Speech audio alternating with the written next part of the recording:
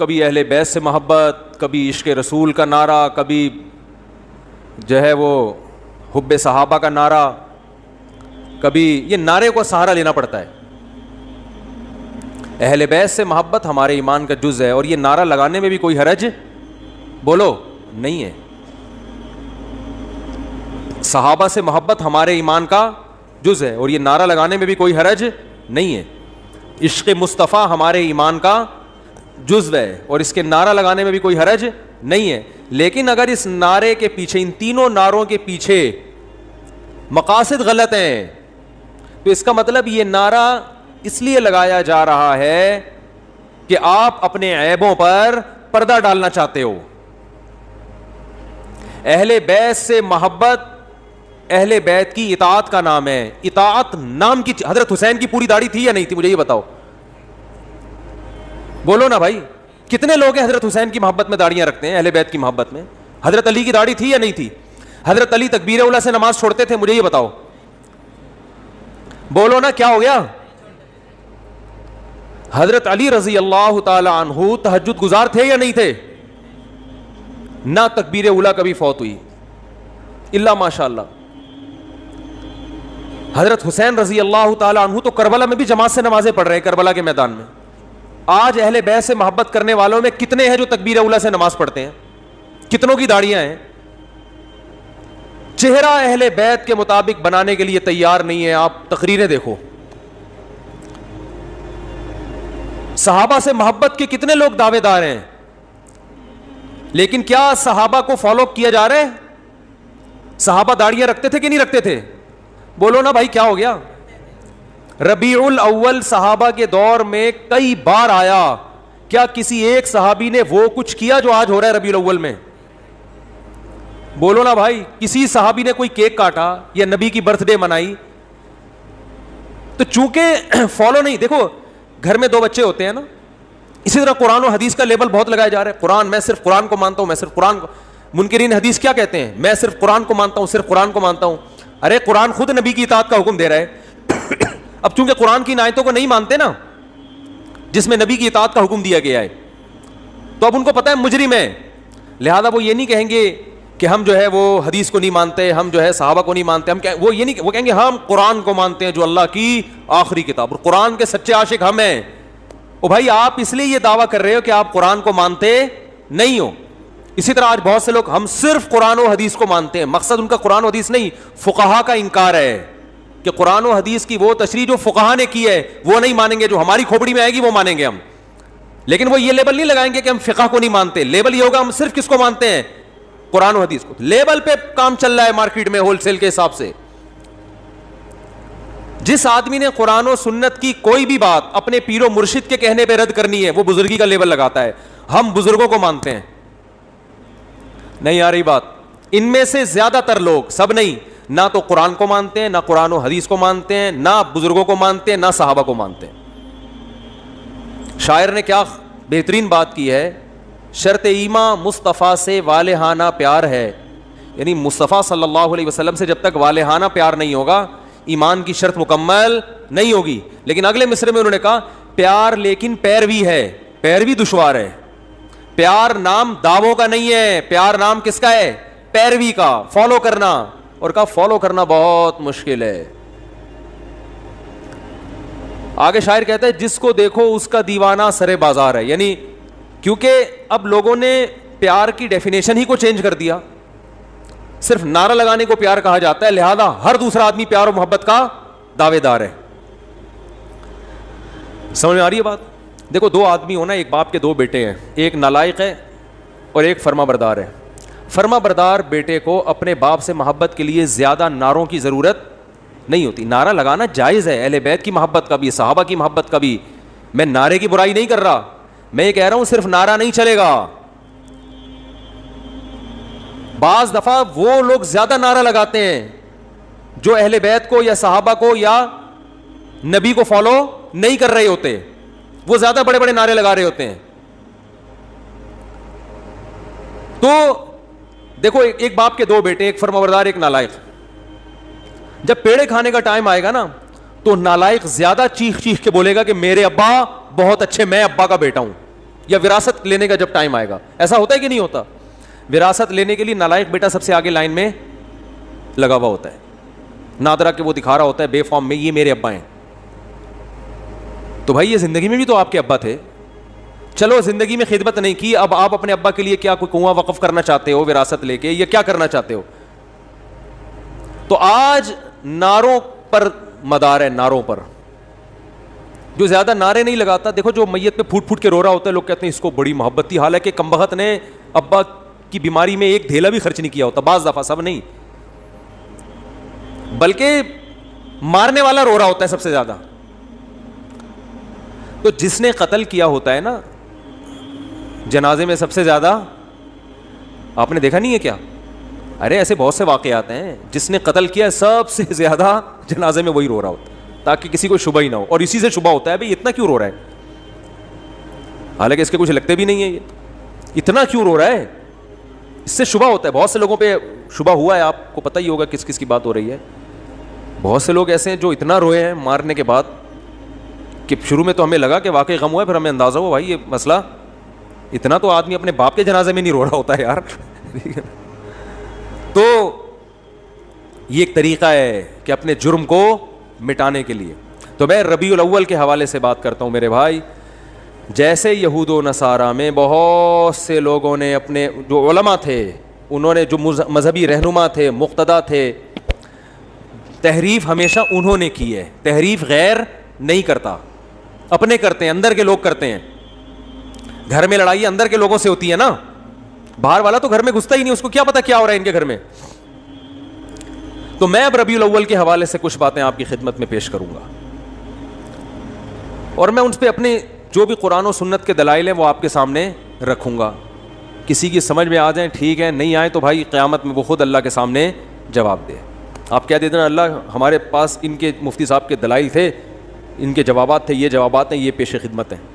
اللہ مان لے تو ٹھیک ہے, نہیں مانے تو میرے بھائی یا تو میرے چترول لگیں گے یا آپ کے لگیں گے, دونوں میں سے ایک.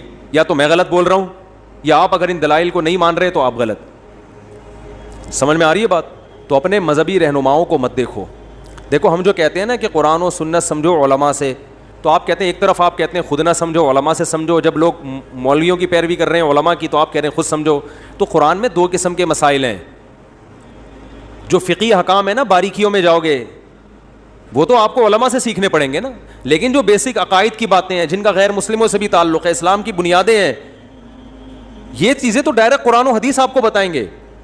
فقہی احکام میں جب باریکیوں میں آپ جائیں گے تو پھر اس میں علماء کا اختلاف ہوتا ہے, اس میں بہت لمبی لمبی بحثیں ہوتی ہیں. اس میں قرآن نے ہمیں علماء کو فالو کرنے کا حکم دیا ہے. وہ ابھی چونکہ ٹاپک نہیں ہے لہذا میں ان آیتوں کی طرف نہیں آتا. تو قرآن ہی میں کچھ مقامات پر حکم دیا ہے کہ خود نہیں, کس کو فالو کرنا ہے؟ علماء کو. کچھ آیتیں ایسی ہیں جن میں آپ نے خود سمجھنا ہے, وہ بہت آسان ہے, ان کا مفہوم بہت آسان ہے, وہ علماء پہ نہیں ڈالی گئی ہیں, بلکہ علماء کو ان پہ پرکھا جائے گا کہ یہ اس کے مطابق ہیں یا نہیں. اب دیکھو کوئی عالم نماز کا انکار کر دے کہ 5 نہیں اسلام میں 4 نمازیں ہیں, اب آپ نے عالم کو تھوڑی فالو کرنا ہے, بلکہ آپ نے قرآن و سنت کے سانچے میں اس عالم کو ڈھالنا ہے کہ یہ خود اس سانچے میں پورا نہیں اترتا, کیونکہ 5 نمازیں تو امت کا اجماعی عقیدہ ہے. اب میں آپ سے ایک سوال پوچھتا ہوں, مجھے ایک بات بتاؤ میرے بھائی, ربیع الاول اگر 12 ربیع الاول عید کا دن ہے تو یہ سیلیبریٹ کرنے کا دن ہوا ہے بھائی؟ بولو نا بھائی. جیسے کہ لوگ کرتے ہیں, مبارکبادیں دیتے ہیں.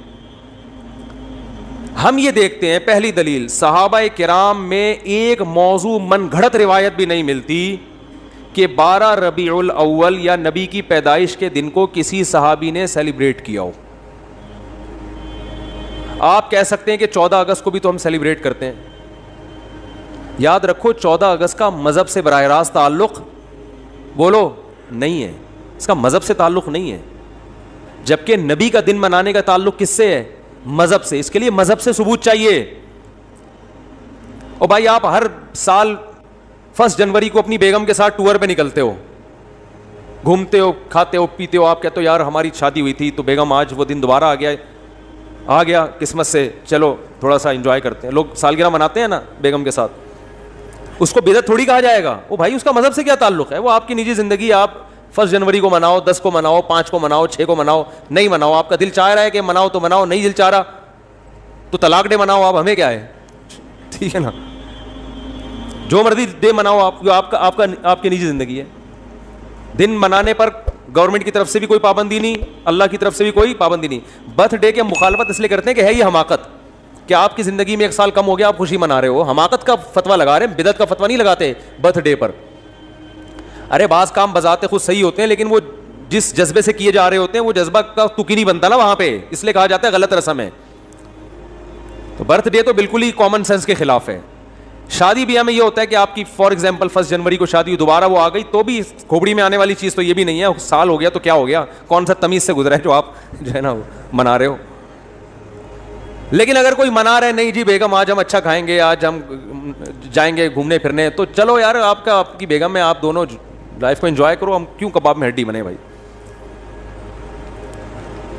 زیادہ سے زیادہ یہ کہا جائے گا یار یہ غیروں سے رسم آئی ہے, انگریزوں سے آئی ہے, اس سے زیادہ اس پر اعتراض نہیں ہوگا. اس کا مذہب سے تعلق نہیں ہے. برتھ ڈے پر تو 2 اعتراض ہوں گے نا, ایک تو غیروں سے آئی, دوسرا کہ یار آپ کی موت کے قریب ہو گئے اور آپ کیک کاٹ رہے ہو کہ میں 52 سال کا ہو گیا. 52 سال کے نہیں, آپ کی زندگی میں 52 سال اور کم ہو گئے ہیں, ٹھیک ہے نا. تو ابھی عبرت کا ٹائم تک کیک کھانے کا, کیک کھا کے اپنی عمر اور کم کر رہے ہو. پیسٹری اور کیکوں سے تو عمر کم ہوتی ہے نا. 52 سال کا ہو گئے, شکر ادا کرو, اب تھوڑا اچھا کھاؤ اب, ورنہ جو اس پہ شکر ادا کرو کہ آپ نے کیک کھائے ہر سال, پھر بھی اللہ نے 52 تک آپ کو پہنچا دیا. اب توبہ کر لو کیک سے. کیک اور پیسٹری تو آپ کو پتا ہے ہارٹ اٹیک کا بہت بڑا ذریعہ ہے. لیکن رسول اللہ صلی اللہ علیہ وسلم ہمیں کامل دین دے کر گئے ہیں. آپ نے ہمیں بتا دیا کہ سیلیبریشن کا ڈے کون سا ہے, عبادت کا دن کون سا ہے. اب نہ عبادت میں کمی بیشی اور نہ ان تہواروں میں کوئی کمی بیشی ہوگی. صحیح ہے بخاری, صحیح ہے مسلم کی حدیث ہے, آپ صلی اللہ علیہ وسلم نے فرمایا, حضرت انس بن مالک راوی ہیں, کہ اللہ زمانے جاہلیت میں عرب ایک خاص دن عید منایا کرتے تھے. آپ نے فرمایا اللہ نے ان کے بدلے ہمیں 2 عیدیں دے دی ہیں, ایک عید الفطر اور ایک عید الاضحیٰ. سمجھ میں آ رہی ہے بات؟ 2 عیدیں اللہ نے ہمیں اس کے بدلے دے دی ہیں. تو اسلام میں جو عید ہے کتنی ہے؟ 2. ان عیدوں میں حکم ہے آپ اچھے کپڑے پہنے, اور اس کی کوئی لاجک بھی ہے نا. لاجک یہ کہ رمضان کے روزے ختم ہوئے ہیں, چھٹی, جسمانی خوشی بھی روحانی خوشی بھی. جسمانی خوشی یہ وہی ہوٹل کے پراٹھے شروع دوبارہ سے, گٹکے کی پرمیشن مل گئی آپ کو, یہ جسمانی. روحانی یہ کہ اللہ نے اتنی بڑی عبادت ہم سے لے لی. ویسے ایک روزہ رکھنا کتنا مشکل ہے, پورے مہینے اللہ نے روزے رکھوا دیے ہم سے, گن پوائنٹ پہ رکھوا لیے نا, فرض کر دیے, ورنہ ہمیں اختیار دیتا تو ہم تو ساری زندگی سوچتے ہی رہتے. اللہ نے کہا رکھنے پڑیں گے بس, تو چلو زبردستی اللہ نے عبادت کروا لی, مگر کروا تو لی نا, اس بہانے اللہ کا نام لینے کی توفیق مل گئی. رمضان نہ ہوتا تو رمضان کی عبادتیں ہوتی نہیں ہوتی. تو یہ دونوں خوشیاں, بقرعید میں بھی 2 خوشی. روحانی خوشی ہے کہ ابراہیم علیہ السلام کی سنت زندہ ہو رہی ہے, گناہ معاف ہو رہے ہیں قربانی کے ذریعے. جسمانی خوشی, گوشت کھانے کو مل رہا ہے تازہ, اپنے ہاتھوں کا ذبح کیا ہوا. یقین ہے گائے کا ہی ہے, بکرے کا ہے, یقین ہے, ورنہ کیا پتا بھائی کیا کیا لوگ ہوٹلوں میں کھاتے ہیں کھلاتے ہیں. تو وافر مقدار میں گوشت کھانے سے بڑے فائدے ہوتے ہیں. بیان بھی ہمارے جب ہی سمجھ میں آتے ہیں. لوگ جو اعتراض کرتے ہیں نا مجھ سے, یہ کیا بیٹھ کے باتیں کر رہے ہوتے ہیں شادیوں کی, بھائی آپ جب سبزی کھاؤ گے تو نہیں سمجھ میں آئیں گی یہ باتیں. سبزی کھانے والے کی سمجھ میں, ہندو بہت زیادہ اعتراض کرتے ہیں اسلام کے 4 شادیوں پر, بھائی جب سبزی کھاؤ گے تو کہاں سے سمجھ میں آئیں گی یہ باتیں, گوشت کھاؤ. تو خیر دونوں دو اللہ نے عیدیں دی. اب مجھے ایک بات بتاؤ کہ ہم دیکھتے ہیں کہ رسول اللہ صلی اللہ علیہ وسلم کے دور میں ربیع الاول درجنوں دفعہ آیا. آپ صلی اللہ علیہ وسلم کے دنیا سے جانے کے بعد کا ٹائم بھی اگر ملایا جائے اور آپ کا ٹائم ملایا جائے تو درجنوں بار آیا ہے. یعنی کوئی ایک ضعیف سے ضعیف روایت بھی نہیں ملتی کہ اس مہینے کو صحابہ کرام نے دوسروں مہینوں سے کوئی الگ حیثیت دی ہو, کہیں بھی نہیں ملتا.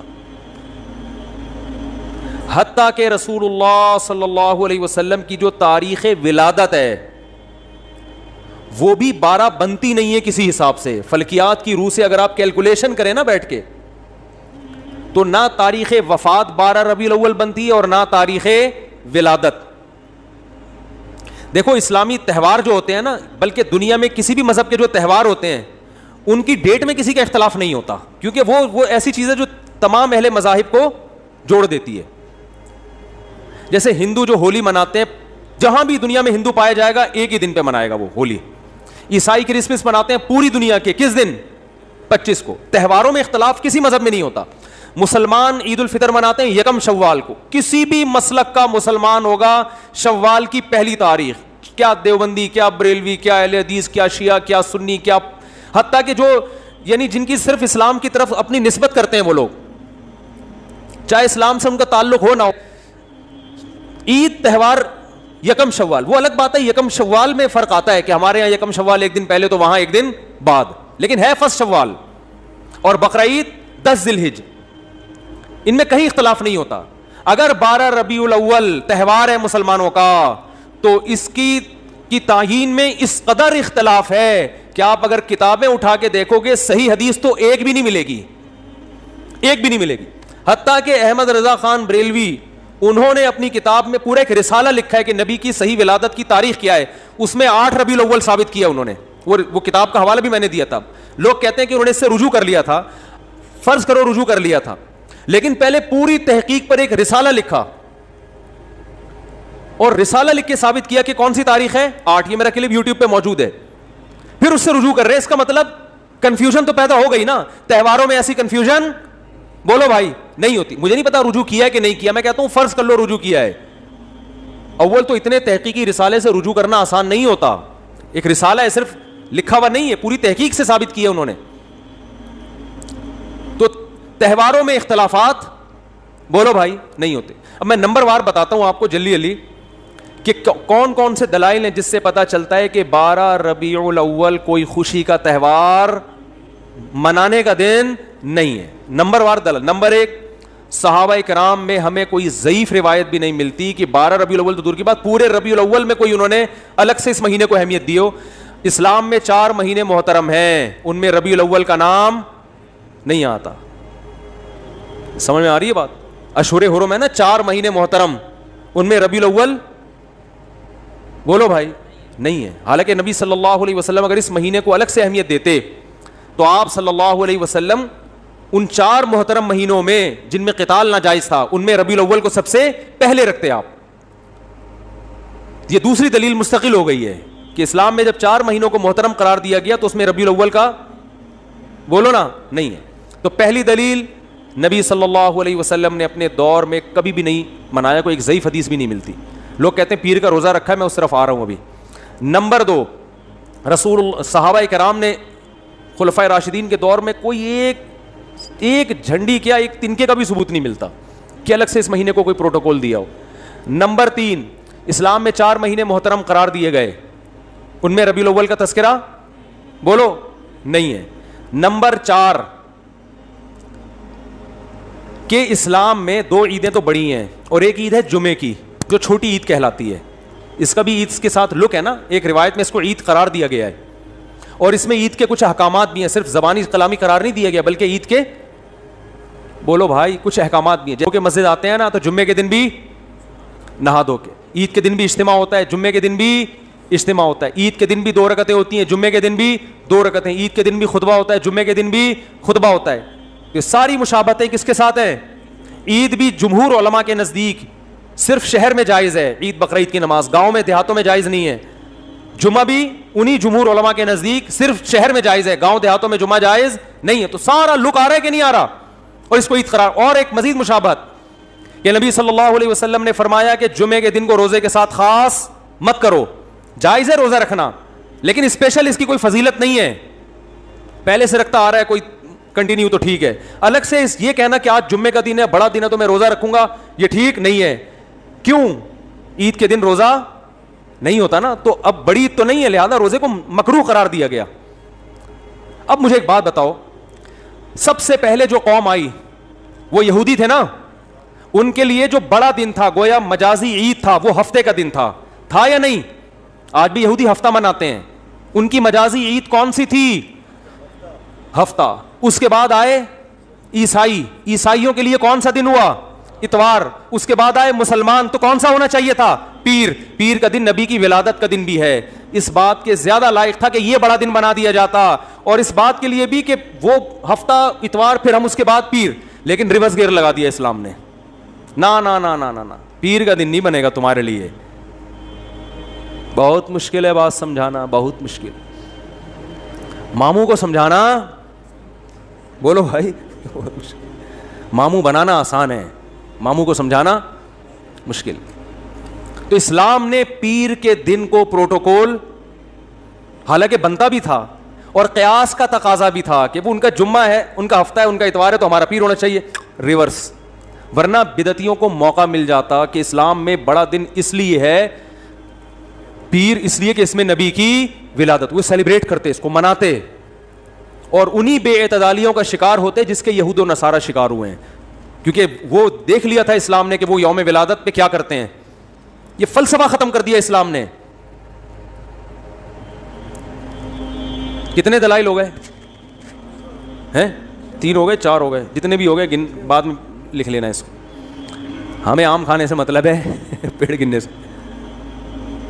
بعض لوگ کہتے ہیں رسول اللہ صلی اللہ علیہ وسلم نے بھی اپنا یوم ولادت منایا ہے, اور آپ صلی اللہ علیہ وسلم پیر اور جمعرات کا روزہ رکھتے تھے. کسی نے پوچھا آپ پیر کا روزہ کیوں رکھتے ہیں؟ آپ نے فرمایا میرا یوم ولادت ہے. پہلی بات یہ کہ اس سے تو پیر کا دن منانا ثابت ہوا, 12 ربیع الاول کا روزہ تو پھر بھی ثابت نہیں ہوتا نا. 12 تاریخ کو تو آپ نے کہیں بھی نہیں ملتا, بلکہ اسی حدیث سے اگر آپ دلیل پکڑتے ہیں تو اسی حدیث سے تو ثابت ہوتا ہے کہ پھر پیر کو مناؤ. 12 ربیع الاول کو پھر بھی منانا ثابت نہیں ہوتا, کہیں بھی نہیں ہے کہ 12 تاریخ کو نبی نے روزہ رکھا ہو. دوسری بات کہ پیر کو آپ صلی اللہ علیہ وسلم نے روزہ رکھا تو اس میں آپ نے اس کے تہوار ہونے کی اور نفی کر دی ہے, کیونکہ روزہ اور تہوار جمع نہیں ہوتے. روزہ رکھ کے آپ نے بتا دیا کہ اس دن کو سیلیبریٹ کرنے کا کہ تصور کو میں جڑ سے ختم کر رہا ہوں. عید الفطر کے دن روزہ ہوتا ہے. دیکھو پیر کا دن اس بات کے بھی امکان تھا کہ تہوار بھی ہو سکتا ہے اور نہیں بھی ہو سکتا. ہمیں دوسرے دلائل سے پتہ چلا کہ یہ تہوار نہیں ہے, لیکن نبی صلی اللہ علیہ وسلم نے ان دلائل پر مہر لگا دی روزہ رکھ کے. کیا کر دیا بھائی؟ مہر لگا دی کہ اس میں سیلیبریشن کا جو تصور ہے نا وہ کھرچ کھرچ کے ختم کر دیا جائے. کسی بھی دن کو روزہ رکھ کے منایا نہیں جا سکتا. خوشیاں ہمیشہ کھا پی کے منائی جاتی ہیں, بھوکا رہ کے نہیں منائی جاتی. کھانے پینے کے دن ہوتے ہیں خوشی کے دن. میں اس کی بہت سی مثالیں دیتا ہوں. آپ کا بیٹا پاس ہو گیا اچھے نمبروں سے, اتفاق سے, کراچی میں ہے تو ظاہر ہے پھروں سے پاس ہوا ہوگا, لیکن اس سے غرض نہیں, پاس ہو گیا, اچھے نمبر آ گئے اس کے. لوگ کہتے ہیں بہت خوشی ہوئی جی آپ کا بیٹا پاس ہو گیا, کچھ مٹھائی تو ہونی چاہیے. آپ کہتے ہیں ٹھیک ہے, خوشی میں کل صبح کا ناشتہ گول. نہ آپ نے صبح کا ناشتہ کرنا ہے نہ میں نے, بھوکا رہ کے سیلیبریٹ کریں گے, خوشی منائیں گے. کبھی ایسا دیکھا آپ نے؟ کیا ہو گیا بھائی؟ آپ کہہ سکتے ہیں شکرانے میں تو لوگ روزے رکھتے ہیں, تو شکرانے میں روزہ رکھنا وہ تو ایک عبادت ہے نا. ہم تو سیلیبریشن کی بات کر رہے ہیں. شکرانے میں روزہ اس لیے کہ اپنے آپ کو تھکایا جاتا ہے, تو وہ تو ایک عبادت ہے نا روزہ, تو اس میں تو اپنے آپ کو تھکائیں گے آپ. خوشی منانا میں کھانا پینا کے بغیر خوشی نہیں منائی جاتی. خوشی میں کھانا پینا لازمی عنصر ہے. دنیا کے ہر مذہب میں, دنیا میں کوئی ایسا مذہب نہیں ہے جو خوشی بھوکا رہ کے مناتا ہو. دیکھو نبی صلی اللہ علیہ وسلم نے فرمایا للصائم فرحتان, روزے دار کے لیے 2 خوشیاں ہیں, فرحتیں ہیں. ایک جب جنت میں اجر ملے گا, اور ایک جب افطاری کے لیے بیٹھتا ہے وہ. تو روزے دار کو بھی خوشی روزہ رکھ کے نہیں ہوتی, روزہ کھا کے ہوتی ہے. تو کیا مطلب؟ نبی نے بتایا کہ صبح سے شام تک جو تم خوشی لیس زندگی تم نے گزاری ہے نا روزے کی حالت میں, اس میں خوشی بالکل بھی نہیں تھی, فرحت نہیں تھی. تو 2 فرحتیں تمہیں ملیں گی, ایک دنیا سے جانے کے بعد اور ایک دنیا میں. جو دنیا میں جو روزے کی فرحت ہے وہ روزے کے دوران نہیں ملے گی, وہ جب پکوڑے کھانے کے لیے افطاری میں بیٹھو گے, پھوڑو گے طبیعت سے. وہ بھوک میں آپ کو پکوڑوں کا مزہ کتنا ٹائٹ ہے کہ نہیں ہے. پکوڑے کے خلاف جتنی مرضی تقریریں کرو, لیکن روزہ رکھ کے جو پکوڑا اور چٹنی کا مزہ ہے نا وہ کسی چیز میں نہیں. تو نبی نے کیا فرمایا روزے دار کے لیے؟ مشہور حدیث ہے, روزے دار کے لیے 2 خوشیاں. تو یہ نہیں فرمایا روزے دار صبح سے لے کر مغرب تک بہت خوشی خوشی زندگی گزار رہا ہوتا ہے, ایک دم ٹینشن میں آ جاتا ہے دسترخوان دیکھ. تو روزے دار کو بھی خوشی کس وقت ملتی ہے بھائی؟ جب وہ کھانے کے لیے دسترخوان پہ بیٹھتے ہیں. انسانی نیچر ہے, بھوکا رہ کے خوشی نہیں ہوتی. میں جس دن روزہ رکھ کے یہاں بیٹھتا ہوں نا بیان کرنے, تو مجھ سے نہیں ہو رہا ہوتا, عجیب سب پھیکا پھیکا منہ, غصہ آ رہا ہوتا ہے مجھے لگتا ہے کہ پھر میں کہتا ہوں یار جس دن بیان اس دن روزہ نہ رکھے آدمی, اس کا سزا پھر عوام بھگتتی ہے. تو روزے میں ہوتا ہے انسان نہیں, ٹینشن ہوتی ہے تھوڑی سی اس کو, وہ راحت نہیں ہوتی, نہ چہرے پہ نہ خوشی ہوتی ہے, تو ٹینشن ہے نا, تبھی تو عبادت ہے. تو آپ کی جناب شادی ہوئی, لوگ کہہ رہے ہیں ماشاء اللہ ماشاء اللہ بھائی مبارک ہو, کچھ تو ہو جائے, تو آپ خوشی میں ولیمہ کھلاتے ہو, کیونکہ نبی نے بھی کیا کیا تھا؟ کھانا کھلایا تھا. روزہ رکھ کے نکاح کو سیلیبریٹ نہیں کیا. آپ نے یہ نہیں کہا کہ آج میرا نکاح ہوا ہے تو میرا بھی کل روزہ اور تمام صحابہ کا کل روزہ, ایسا نہیں. صحابہ عرض کرتے یا رسول اللہ آپ کا نکاح ہوا ہے, روزے تو ہم رکھتے ہیں لیکن یہ تو روزے کا موقع نہیں, تو خوشی کا موقع ہے, اس میں تو کھانا کھلانا ہے. یہاں تک کہ نبی نے سفر میں نکاح کیا تو سفر میں آپ کے پاس ولیمے کے اسباب نہیں تھے, تو آپ نے صحابہ سے فرمایا, رخصتی ہوئی, اگلے دن آپ نے صحابہ سے فرمایا کہ جس کے پاس کوئی کھانے کی اچھی چیز ہے دسترخوان پہ لے آؤ, سب مل کے کھائیں گے. تو اپنے خرچے پہ بھی کھلانا ضروری نہیں ہے ولیمے میں. اگر نہیں ہے بھائی ابھی سفر میں ہے, کوئی بات نہیں یار تھوڑا سا اللہ گلا ہو جائے گا, آؤ سب بیٹھ کے ایک دسترخوان پہ کھاتے ہیں, اس کا اپنا مزہ ہے نا. تو نبی نے ہمیشہ خوشی منائی ہے کھانا کھا کے, روزہ رکھ کے خوشی نہیں دنیا کے کسی مذہب میں نہیں منائی جاتی. تو پیر کے دن آپ صلی اللہ علیہ وسلم نے روزہ رکھ کے اپنے یوم ولادت میں سیلیبریشن کے اور سیلیبریٹ کرنے کے کانسیپٹ کو ہمیشہ کے لیے جڑ سے ختم کر دیا. اب جو نبی کا سچا عاشق ہوگا وہ ربیع الاول کو خوشیاں نہیں منائے گا, بہت زیادہ کچھ کرے گا تو روزہ رکھ لے گا. ہم تو کہتے ہیں اس کے لیے بھی ثبوت چاہیے, روزہ رکھنے کے لیے بھی, لیکن اگر آپ کوئی قیاس کر کے ادھر ادھر سے نکالتے بھی ہو تو زیادہ زیادہ روزہ مل جائے گا. دیکھو خوش ہونا الگ چیز ہے, خوشی منانا الگ چیز ہے. ربیع الاول میں خوش ہونے پر پابندی نہیں ہے. اگر کوئی اس لحاظ سے ربیع الاول کا مہینہ سوچ کے خوش ہوتا ہے کہ اس میں نبی کی ولادت ہوئی تھی, اس کو مناسبت ہے, تو خوش ہونے پر گورنمنٹ کی طرف سے بھی کوئی پابندی نہیں اور اللہ کی طرف سے بھی کوئی پابندی نہیں ہے. خوشی تو کسی بھی بات پہ ہو سکتی ہے نا. ربیع الاول سے محبت بھی ہو سکتی ہے کہ یار اس مہینے میں نبی پیدا ہوئے تو مجھے اس میں محبت ہے, کوئی پابندی نہیں, بلکہ عین نبی سے محبت کا تقاضا ہے. اس محبت کو منانا, بات آ رہی ہے سمجھ میں, منانا الگ چیز ہے. خوش ہونے پر آپ ہو خوش, کوئی مسئلہ نہیں ہے. ہمارے حضرت فرماتے جب بھی ربیع الاول کا مہینہ آتا ہے میرے دل میں ایک عجیب سی ایک محبت پیدا ہوتی ہے اس مہینے سے. اور علماء کی یہ مزاج ہے یار, نبی سے بھائی نبی کی طرف جو چیز بھی منسوب ہوگی اس سے محبت ہوگی کہ نہیں ہوگی؟ یقیناً ہوگی. ہم جاتے ہیں مدینہ منورہ, رسول اللہ صلی اللہ علیہ وسلم کا حجرہ یہاں تھا مدینہ میں, دیکھ کے خوشی ہوتی ہے نا, ایک محبت کے جذبات ابھرتے ہیں, یار نبی کی نسبت ہے, یہاں حجرہ تھا امی عائشہ کا, یہاں یہ امی عائشہ کا حجرہ, یہ نبی صلی اللہ علیہ وسلم کے بیٹھنے کی جگہ, یہ امامت کی جگہ, دیکھ کے ایک ایمان تازہ ہوتا ہے. لیکن کرنا کچھ نہیں ہے وہاں, کیونکہ کچھ کرنے کے لیے ثبوت کی ضرورت ہے. وہاں کرنا کچھ نہیں ہے, زیارت کر کے خوش ہونا ہے, اللہ سے دعا مانگنی ہے کہ اللہ ہمیں نبی سے اور محبت نصیب فرما. کرنا کچھ نہیں ہے, کرنا جہاں جہاں جو کچھ ہے وہ نبی نے بولو بھائی بتا دیا کہ یہاں یہ کرنا ہے, یہاں یہ کرنا ہے. طواف کی جگہ کہاں ہے, اعتکاف کی جگہ کہاں ہے, صفا مروہ کی سعی کہاں ہوگی, رمی کہاں ہوگی, قربانی کہاں ہوگی, یہ سب چیزیں نبی نے بتا دی ہیں. اب آپ کو کب مینا میں قربانی ہوتی ہے نا, آپ جوش میں آئے کہ یار مجھے تو نبی کے جگہ سے اتنی محبت, جہاں آپ کا حجرہ تھا, میں فرط محبت میں دیوانہ ہو گیا, میں قربانی وہاں کروں گا نبی کی یاد میں. کوئی کر سکتا ہے؟ سعودی گورنمنٹ پکڑ کے فوراً جیل میں ڈال دے گی. او بھائی قربانی نبی نے بھی کہاں کی ہے؟ مینا میں کی ہے, دم بھی مینا میں دینا پڑے گا, حرم میں, حدود حرم میں. تو ہر چیز کی لوکیشن, جگہ جہاں کیا کیا کرنا ہے وہ نبی نے بتا دیا ہمیں. اخپل طریقے سے نہیں چلنے کی اجازت آپ کو. ایک تھوڑی سی دلیل اور رہ گئی, یہ ٹاپک بہت اہم ہے نا, اس کو مکمل ہونے دیں میرا خیال. یہ تھا اس پہ کہ نبی نے روزہ رکھ کے بتا دیا کہ اس کو سیلیبریٹ کرنے کا کوئی تصور بولو بھائی نہیں ہے.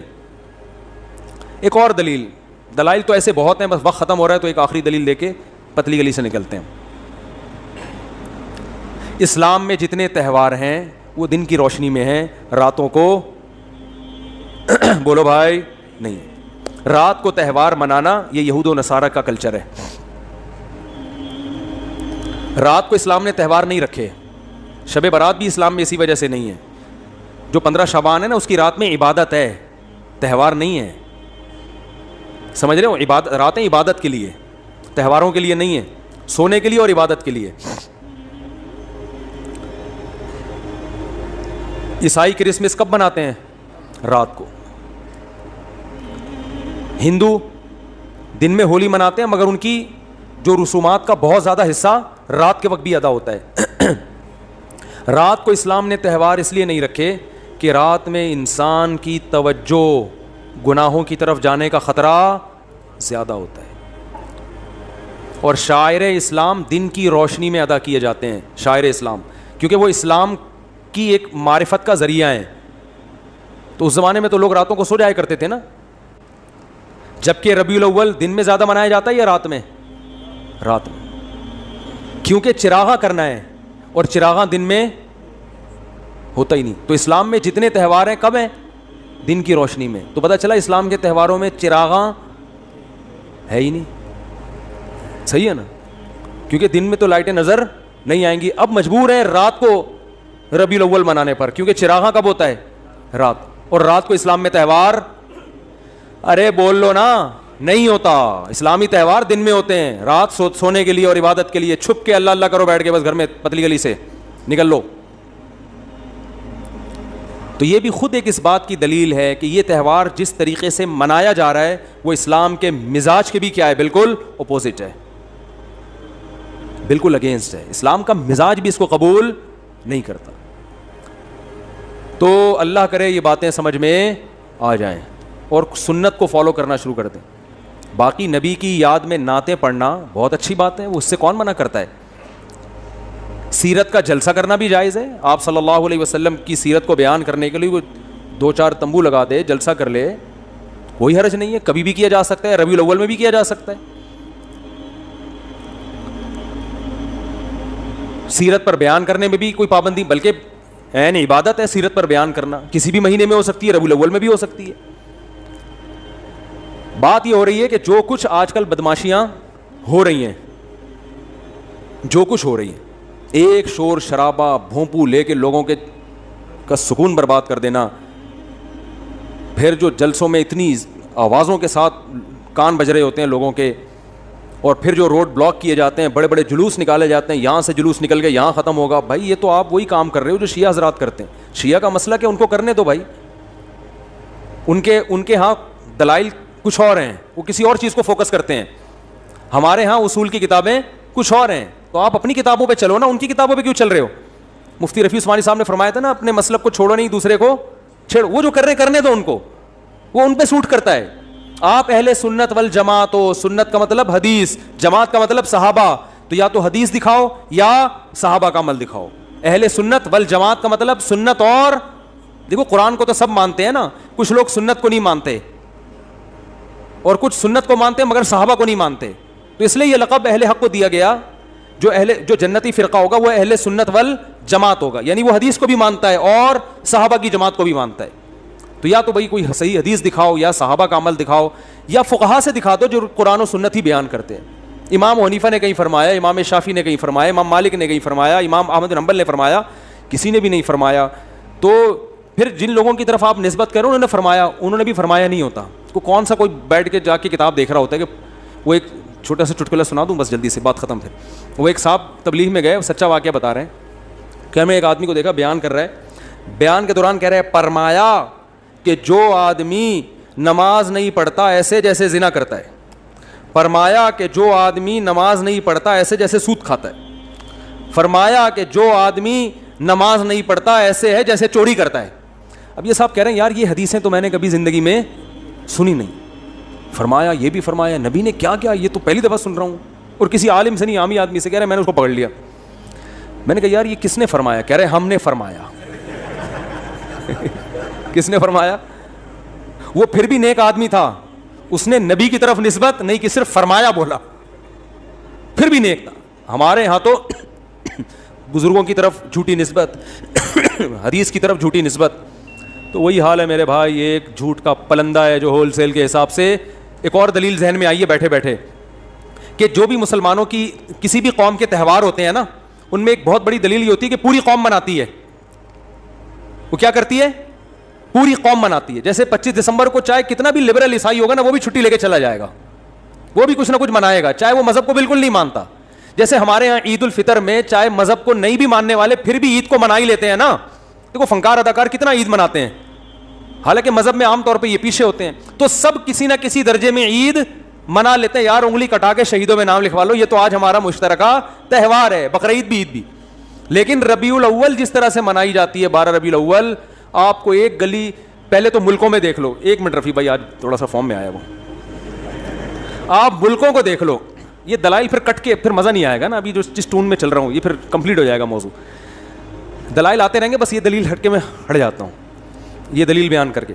دیکھو پہلے تو ملکوں کو دیکھ لو. سعودی عرب میں جہاں سے اسلام شروع ہوا وہاں نہیں منائی جاتی, پورے ملک میں پتہ ہی نہیں کسی کو. دبئی میں بھی اب صرف چھٹی کی گئی ہے, ورنہ 1400 سال سے کوئی چھٹی وٹی نہیں ہوتی تھی. اب جا کے گورنمنٹ نے سنا ہے کچھ 12 ربیع کو چھٹی کا قانون پاس کی, تو ظاہر ہے جو 1400 سال سے چلا رہا تھا وہ صحیح تھا نا, اب تھوڑی صحیح ہوگا. ایک آدمی نے مجھے کہا سوڈان میں بھی 3 طلاقوں کو ایک کہنے کا قانون پاس ہو گیا ہے. میں نے کہا سوڈان میں اسلام صدیوں پہلے آیا تھا, ایک 1200 سال پہلے. 1200 سال سے تو 3 تھیں, اب جا کے کیا ہو رہی ہیں ایک, یا تو وہ صحیح تھا یا یہ صحیح ہے. تو اب تو ہو رہا ہے چینجنگ, جو صدیوں سے آ رہی ہے وہ اصل ہے نا اسلام. تو آپ دیکھ لو کہ بڑے بڑے اسلامی کنٹری, میں ملیشیا میں 12 ربیع الاول کو رہا ہوں, کوئی ایک جھنڈا بھی مجھے نظر نہیں آیا, کہیں بھی نہیں, نہ کوئی چھٹی, کچھ بھی نہیں ملیشیا میں. اب شاید کر دی ہو تو ایک الگ بات ہے. اور بھی دنیا کے بہت سے ملکوں میں ہمارا جانا ہوا 12 ربیع الاول کو بھی پتہ ہی نہیں, اسلامی کنٹریز میں, ترکی میں نہیں پتہ چلتا. اچھا پھر جن ملکوں میں ہو رہا ہے وہ زیادہ تر یہ ہیں پاکستان, بنگلہ دیش اور انڈیا, ان میں بھرپور طریقے سے 12 ربیع الاول منائی جاتی. تو ان میں بھی